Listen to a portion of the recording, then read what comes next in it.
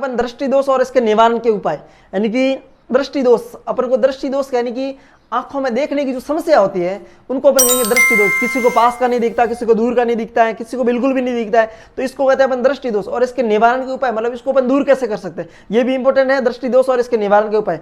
तो अपन पहला पढ़ रहे हैं अपन निकट दृष्टि दोष। कौन सा दोष पढ़ रहे हैं? निकट दृष्टि दोष। निकट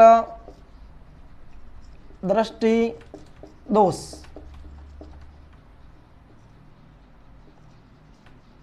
निकट दृष्टि दोष।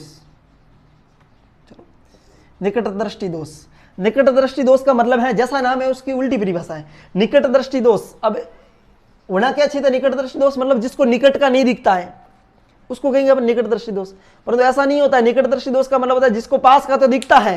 निकट दृष्टि दोष का मतलब क्या होता है? जिसको पास का दिखता है, दूर का नहीं दिखाई देता है। इसका नाम है, वैसे उसकी उल्टी परिभाषा है निकट दृष्टि दोष। जिसको पास का दिखाई देता है और दूर का नहीं दिखाई देता है उसको अपन कहेंगे निकट दृष्टि दोष। समझ में आया? निकट दृष्टि दोष कि वह दोष जिससे किसी भी व्यक्ति को पास का दिखाई तो देता है लेकिन दूर का दिखाई नहीं देता है, इसको अपन कहेंगे निकट दृष्टि दोष। तो देखो, निकट दृष्टि दोष कब होता है? ये दोष कब होता है? जब अपने पढ़ा था रेटिना से पहले कोई बिंदु दिखता कब है आदमी को? जब रेटिना पर किरणें फोकसित हो। रेटिना से पहले होगी तो भी नहीं दिखेगा, रेटिना के बाद फोकसित हो तो भी नहीं दिखेगा। तो देखो, दूर से आने वाली प्रकाश की किरणें क्या होती है? रेटिना से पहले फोकसित हो जाती है।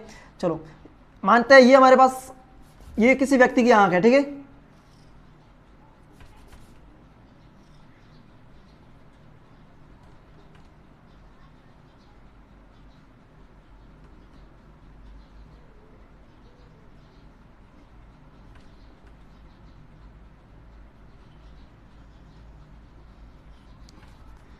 ये मानव आंख है। अब देखो क्या होता है, ये लेंस है,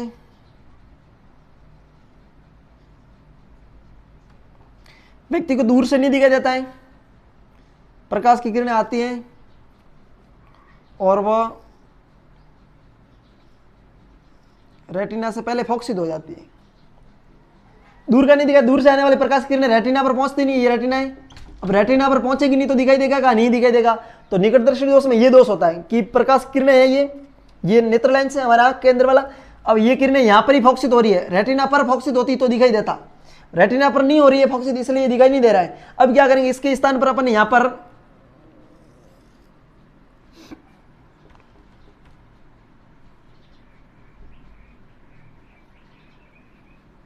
ये जो लेंस है, इस लेंस के आगे एक और लेंस लगा लेते हैं। कौन सा लेंस लगाएंगे? अवतल लेंस। कौन सा लेंस लगाएंगे? अवतल लेंस। ये अवतल लेंस क्या करेगा? प्रकाश किरणों को थोड़ा फोकसित कर देगा। ये जो प्रकाश किरणें आ रही थी ना ऐसे, इसको थोड़ा सा फोकसित कर देगा और फोकसित करके फिर इस लेंस पर भेजेगा, तब यहाँ पर जाके प्रतिबिंब यहाँ बढ़ जाएगा। तो जिसको निकट दृष्टि दोष है इसके लिए अपन कौन सा लेंस लगा रहे हैं? अवतल लेंस लगा रहे हैं। क्यों लगा रहे हैं अवतल लेंस? कि प्रकाश की किरणें रेटिना से पहले फोकसित हो रही थी, अब रेटिना पर फोकसित करवाने के लिए अपन इस प्रकाश किरणों को थोड़ा सा फैलाना है, तो फैलाने के लिए अपन अवतल लेंस लगाएंगे इसके आगे। तो जिसको भी निकट दृष्टि दोष है, मतलब कि दूर का नहीं दिखाई देता, इसके लिए अपन कौन सा लेंस यूज करेंगे? अवतल लेंस। जब अवतल लेंस यूज करेंगे तो प्रकाश की किरणें रेटिना पर फोकसित हो जाएगी और उस व्यक्ति को दिखाई देने लग जाएगा। तो समझ में आया कि अपन निकट दृष्टि दोष यदि किसी व्यक्ति को है तो इसको निवारण के लिए अपन अवतल लेंस यूज करेंगे। तो निकट दृष्टि दोष को दूर करने के लिए किस लेंस का उपयोग किया जाएगा? अवतल लेंस का उपयोग किया जाता है। उसी प्रकार अपन बात करेंगे दूर दृष्टि दोष की। किसकी बात करेंगे? दीर्घ दृष्टि दोष या दूर दृष्टि दोष। दूर दृष्टि दोष। दूर दृष्टि दोष का मतलब है जिसको दूर का दिखाई देता है परंतु निकट का दिखाई नहीं देता है। दूर दृष्टि दोष का मतलब होता है निकट का दिखाई नहीं देना, मतलब पास में पड़ी वस्तु दिखाई नहीं देती है। तो पास में पड़ी वस्तु इसलिए नहीं दिखाई देती है कि जो किरणें हैं वो रेटिना से बाद में, रेटिना से भी आगे फोकसित हो रही है। पास से आने वाली किरणें निकल जाती हैं और रेटिना से बाद फोकसित होती हैं, पीछे रेटिना के पीछे फोकसित होती है, तो दिखाई नहीं देगा। दिखाई कब देता है? जब रेटिना पर वस्तु फोकसित होती है तब। तो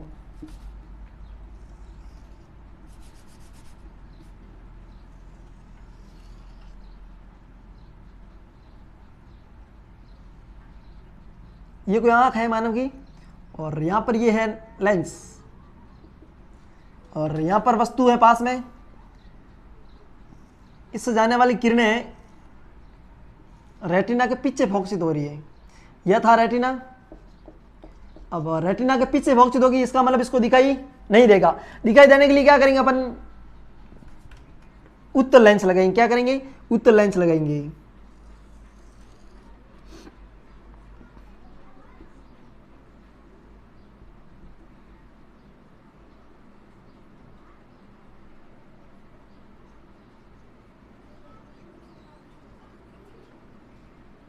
एक उत्तल लेंस तो है इसके अंदर, एक और उत्तल लेंस लगाएंगे अपन इधर।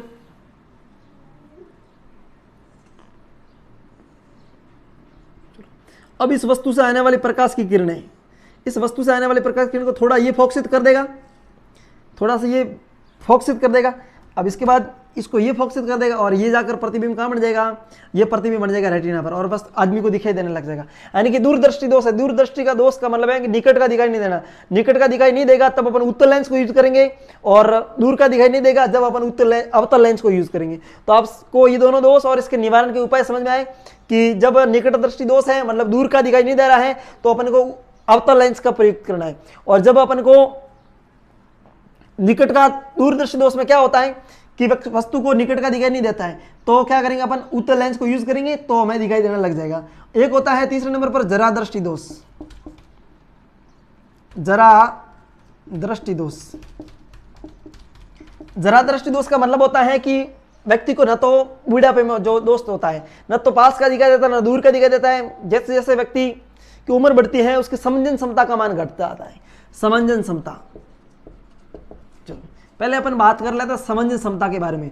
समंजन क्षमता क्या होती है? समंजन क्षमता का मतलब है यहाँ पर जो लेंस है ना, इस लेंस की फोकस दूरी को परिवर्तित करता है। कौन परिवर्तित करता है? नेत्र की मांसपेशियां। उस नेत्र की मांसपेशियां, हमारे अंदर लेंस लगा होता है उत्तल लेंस, उस लेंस की जो मांसपेशियां होती है, उस नेत्र लेंस की जो फोकस दूरी है उसके परिवर्तित करता है। इस परिवर्तित करने के गुण को ही अपन समंजन क्षमता कहते हैं। तो समंजन क्षमता क्या है कि नेत्र लेंस की फोकस दूरी के मांसपेशियों के द्वारा नेत्र लेंस की फोकस दूरी को परिवर्तित करने के गुण को समंजन क्षमता कहते हैं। तो समंजन क्षमता समझ आई? तो क्या होता है जरा दृष्टि दोष में? समंजन क्षमता का मान घट जाता है व्यक्ति उम्र बढ़ने के साथ साथ, तो उसको ना तो पास का दिखाई देता है ना दूर को दिखाई देता है, तो इसको अपन कहते हैं जरा दृष्टि दोष। इसके लिए अपन कौन सा लेंस यूज करेंगे? उत्तल और अवतल दोनों, द्विफोक्सी लेंस। एक साथ दोनों लेंस बनाया जाता है, द्विफोक्सी लेंस, उत्तलो अवतल या अवतलो उत्तल, दो लेंस लगाए जाते हैं एक साथ। तो इससे ये दोनों दूर दूर दूर हो जाता है, दूरदृष्टि दोष और दीर्घ दृष्टि दोष, अरे निकट दृष्टि दोष।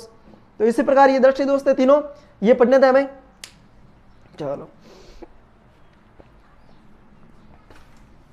ये हो गया मानव नेत्र पूरा। अब पढ़ेंगे रंग बिरंगा संसार। रंग बिरंगा संसार में हमें क्या क्या पढ़ना है? तो पहले नंबर पर अपन पढ़ेंगे रंग बिरंगा संसार। इसके अंदर अपन पढ़ेंगे पहले प्रिज्म। प्रिज्म, प्रिज्म आप लोगों ने देखा होगा, नहीं देखा है तो आपके जो बोर्ड पे अभी दिख रहा है वो प्रिज्म है। प्रिज्म क्या होता है? एक समअंगी पारदर्शी माध्यम होता है जो दो वक्र पृष्ठों से मिलकर बना होता है, किसी कोण से झुका होता है। किसी कोण से झुकाकर ऐसे बनाया जाता है प्रिज्म को, किसी कोण से झुकाकर दो वक्र पृष्ठों से मिलकर बनाया था, और वक्र पृष्ठ कैसे होते हैं? पारदर्शी होते हैं। तो ये होता है प्रिज्म। अब प्रिज्म के अंदर, प्रिज्म की हमें घटना पढ़नी है। प्रिज्म कौन होता है? वो 60 डिग्री होता है वैसे ही देखो। और प्रिज्म की जो घटना है मेन है वो प्रकाश का विक्षेपण है। प्रकाश का विक्षेपण, विक्षेपण को पढ़ते हैं प्रक्षेपण, प्रक्षेपण भी बोलते हैं। प्रकाश का विक्षेपण क्या होता है? प्रकाश का विक्षेपण का मतलब होता है, जब आपने देखा होगा कि वो प्रकाश किरण अपन किसी कांच में से अगर गुजारते हैं तो वो अपनी 7 मूल रंगों में विभाजित हो जाते हैं। प्रकाश के अंदर 7 कलर होता है, परंतु एक्चुअली हमें सफेद कलर का दिखाई देता है। परंतु जब अपन इस प्रिज्म में से गुजारेंगे, जब प्रकाश की किरण को प्रिज्म में से गुजारते हैं तो वह अपने 7 मूल रंगों में विभाजित हो जाती है। इस घटना को प्रकाश का विक्षेपण कहते हैं। यानी कि प्रकाश की किरण जब प्रिज्म में से गुजरती है तो वह अपने 7 मूल रंगों में विभाजित हो जाती है। इस घटना को प्रकाश का विक्षेपण कहते हैं। चलो वो 7 कलर कौन कौन से होते हैं देख लेते हैं एक बार। ये माना कि प्रकाश किरण गई, इससे हमें 7 कलर प्राप्त हुए, 2 3 4 5 6 7 7 कलर है, VIBGYOR, विबग्योर। 7 कलर कौन से होते हैं? इसके तरंग दैर्घ्य का बढ़ता हुआ क्रम है, यानी कि ऊपर वाला जो कलर होता है वो रेड होता है, नीचे वाला होता है वॉयलेट, बैंगनी होता है। तो इसका जो कैसे याद रखेंगे ये कलर का क्रम? इसकी ट्रिक होती है VIBGYOR, विबग्योर। आपको याद रखना है। ये किसकी है, ये उसके तरंग दैर्घ्य का बढ़ता हुआ क्रम है, तरंग दैर्घ्य लैम्बडा का बढ़ता हुआ क्रम है, तरंग दैर्घ्य का बढ़ता हुआ क्रम है। यानी कि सर्वाधिक तरंग दैर्घ्य किसका है, रेड कलर का तरंग दैर्घ्य सर्वाधिक है और बैंगनी कलर का तरंग दैर्घ्य कम है। जिसकी तरंग दैर्घ्य ज्यादा है उसका अपवर्तनांक कम है, जिसकी तरंग दैर्घ्य ज्यादा है उसका अपवर्तनांक कम है। तो VIBG वायु आर, इसको हिंदी में पढ़ेंगे तो बेजानी हपी नाला, बेजानी हपी नाला, बेजानी हपी नाला। बेजानी हपी नाला का मतलब है बैंगनी, जामुनी, नीला, हरा, पीला, नारंगी और लाल। तो सर्वाधिक तरंग दैर्घ्य किसकी होती है, लाल कलर की होती है। बाह्य किनारा कैसा होता है, लाल, आंतरिक किनारा बैंगनी। तो सर्वाधिक तरंग दैर्घ्य लाल कलर की। ये तरंग दैर्घ्य का बढ़ता हुआ क्रम है, ऐसे बढ़ेंगे तो तरंग दैर्घ्य बढ़ेगा, ऐसे बढ़ेंगे तरंग दैर्घ्य घटेगा, ऐसे बढ़ेंगे तो अपवर्तनांक बढ़ेगा, अपवर्तनांक ऐसे चलेंगे तो बढ़ेगा। इसका मतलब लाल का तरंग दैर्घ्य ज्यादा है परंतु अपवर्तनांक क्या है, कम है, अपवर्तनांक कम है। और अपवर्तनांक ज्यादा किसका है, बैंगनी का अपवर्तनांक ज्यादा है। तो समझ में आया, ये होता है प्रकाश का विक्षेपण और इसके कलर का क्रम, बेजानी अपी नाला। तो आप सभी को ये क्रम समझ में आ गए होंगे।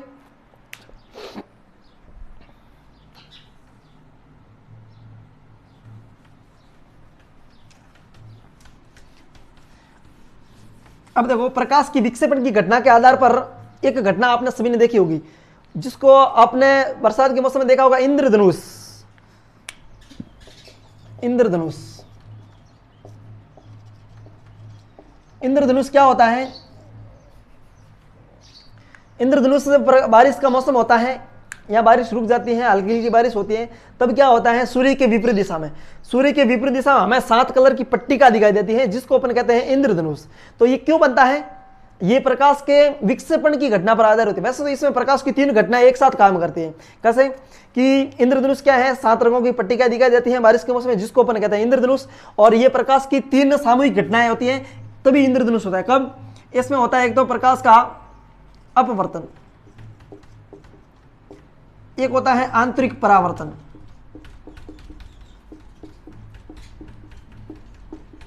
एक होता है इसका विक्षेपण। ठीक है, समझ में आया। अपवर्तन, आंतरिक परावर्तन और विक्षेपण, इन तीनों प्रभावों के संयुक्त के कारण हमें इंद्रधनुष प्राप्त होता है। 2 बार होता है अपवर्तन, 1 बार होता है आंतरिक परावर्तन, 2 बार होता है ये, 1 बार इंद्रधनुष से होता है। इंद्रधनुष कब होता है, जब प्रकाश की किरणें होती है बूंद में से गुजरती हैं, तब उसका 1 बार 2 बार अपवर्तन होगा, 1 बार आंतरिक परावर्तन होगा, 1 बार विक्षेपण होगा। यानी प्रकाश की 3 घटनाएं जब एक साथ लागू होती है तब हमें इंद्रधनुष प्राप्त होता है। यानी कि इंद्रधनुष है प्रकाश के अपवर्तन, परावर्तन और अपवर्तन, आंतरिक परावर्तन और विक्षेपण के संयुक्त प्रभाव के कारण हमें दिखाई देता है। तो इंद्रधनुष समझ में आया। चलो, आप सबने इंद्रधनुष वैसे देख रखा होगा।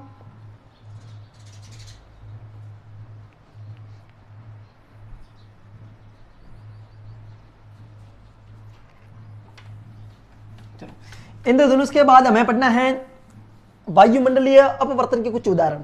वायुमंडलीय अपवर्तन के उदाहरण की वैसे अपन बात कर रहे थे, वायुमंडलीय अपवर्तन के उदाहरण क्या होते हैं, ध्यान से समझना है, मैं जैसे बात कर रहा हूं वैसे।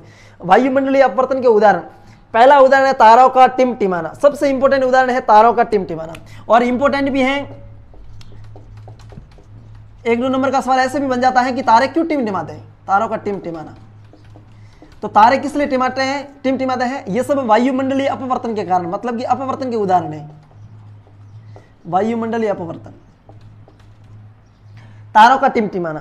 तारे क्यों टिमटिमाते हैं, जब हम तारे क्या होते हैं, हमारे से बहुत अधिक दूरी पर होते हैं, बहुत अधिक दूरी पर होते हैं, तो इससे आने वाली प्रकाश की जो किरणें होती है वो हमारे तक पहुंचने में बहुत सारी परतों से होकर आते हैं। कभी वायु है, कभी जल है बीच में, मतलब कि बूंदे हैं, धूल के कण हैं, इन सभी से टकराती हुई हमारे तक पहुंचती है। इसका मतलब वो अपने माध्यम को चेंज करती रहती है। जब माध्यम चेंज होगा तो क्या हो जाएगा, प्रकाश, हमने कहा एक माध्यम से दूसरे माध्यम में जाएगी प्रकाश की किरण, तो उसका क्या हो जाएगा, अपवर्तन हो जाएगा। तो एक माध्यम से दूसरे माध्यम में जब भी प्रकाश की किरण जाएगी तो उसका अपवर्तन होगा। तो क्या हो जाएगा, एक बार हमें टिमटिमाते हुए लगते हैं। तो तारे क्यों टिमटिमाते हैं, अपवर्तन के कारण या फिर वायुमंडलीय अपवर्तन के कारण। तो तारों का टिमटिमाना, अपवर्तन, कि तारों का प्रकाश हमारी आंखों तक पहुंचने तक वो विभिन्न परतों से होकर गुजरता है, विभिन्न माध्यमों से होकर गुजरता है, इसलिए उसका अपवर्तन हो जाता है और हमें टिमटिमाते हुए प्रतीत होते हैं, तारों का टिमटिमाना। दूसरी बात, बाल्टी का पेंदा ऊपर उठा हुआ दिखाई देना, बाल्टी का पेंदा है वो ऊपर उठा हुआ दिखाई देता है, क्यों दिखाई देता है, ये भी अपवर्तन के कारण होता है। एक और इंपॉर्टेंट उदाहरण सूर्य का, कि सूर्योदय से कुछ समय पहले, सूर्योदय से कुछ समय कुछ समय पहले तथा सूर्यास्त के कुछ समय पश्चात भी दिखाई देना।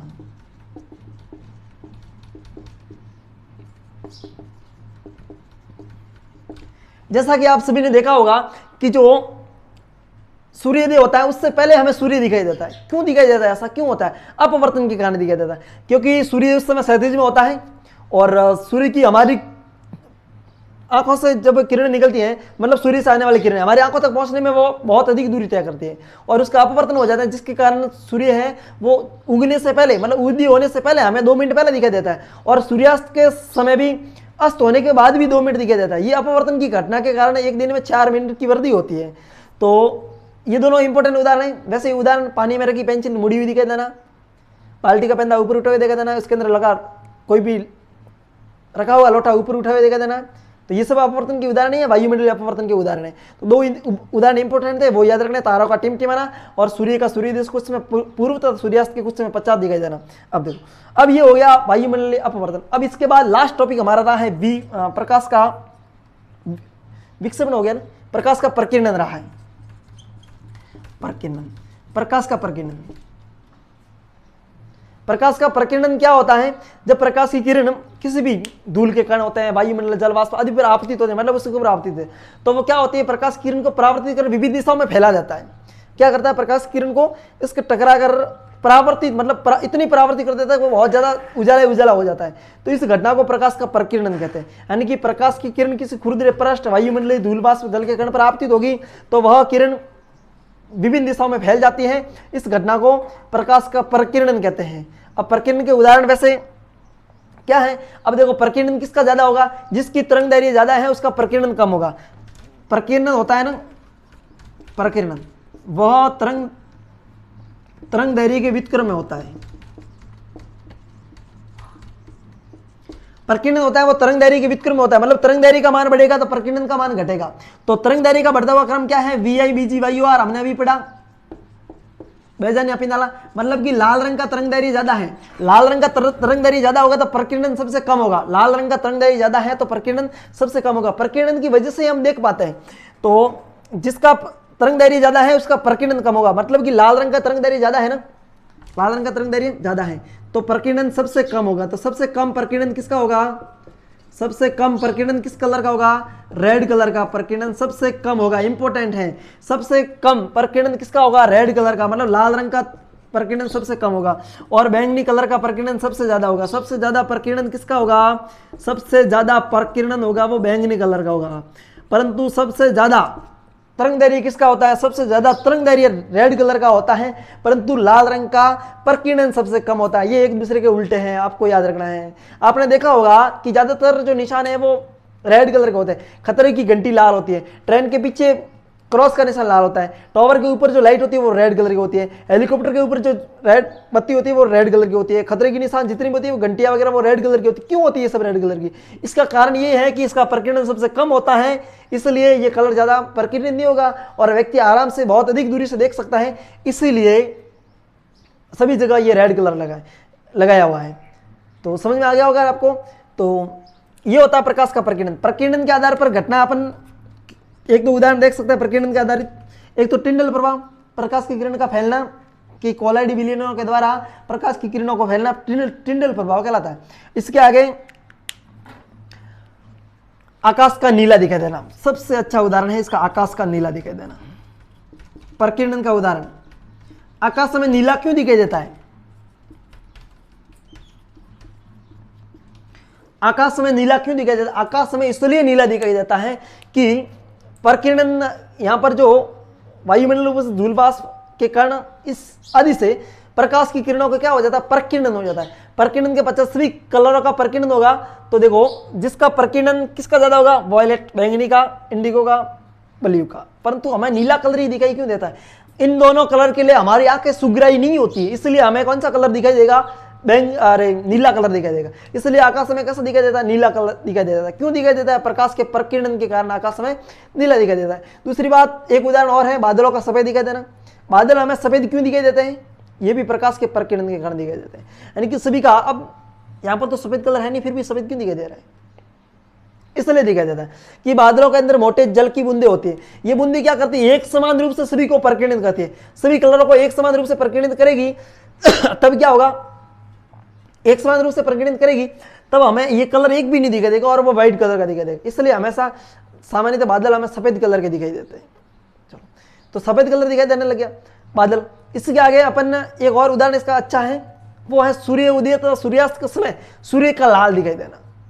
सूर्य में रेड क्यों दिखाई देता है, क्योंकि इन सभी कलर का प्रकीर्णन हो जाता है। सूर्य कब होता है, इंपोर्टेंट उदाहरण सूर्योदय तथा सूर्यास्त के समय, सूर्य उदय तथा सूर्यास्त के समय सूर्य का लाल दिखाई देना, यह भी किसके आधार पर है, प्रकीर्णन के कारण है। क्योंकि सूर्य हमारे से बहुत अधिक दूरी पर होता है, सभी कलरों का प्रकीर्णन हो जाता है, तत्पश्चात लाल कलर का प्रकीर्णन रह जाता है, इसलिए प्रेक्षक तक कौन सा कलर पहुंचता है, लाल कलर पहुंचता है। इसलिए प्रकीर्णन की घटना पर यानी कि प्रकीर्णन के आधार पर सूर्य का लाल दिखाई देता है। ठीक है, तो ये हमने पढ़ा प्रकाश का प्रकीर्णन। इसी के साथ ये मानव नेत्र और रंग बिरंगा संसार पाठ भी हमें खत्म करते हैं। तो आज हमने दोनों पाठों का रिवीजन किया है, तो आप सभी के लिए दोनों पाठ आराम से रिवीज करेंगे और बोर्ड में अच्छी तरह टाइम देंगे। तो आप सभी को शुभकामनाएं, और यदि आप हमारे चैनल पर नए हैं तो आप इस चैनल को सब्सक्राइब भी जरूर करें। Thank you.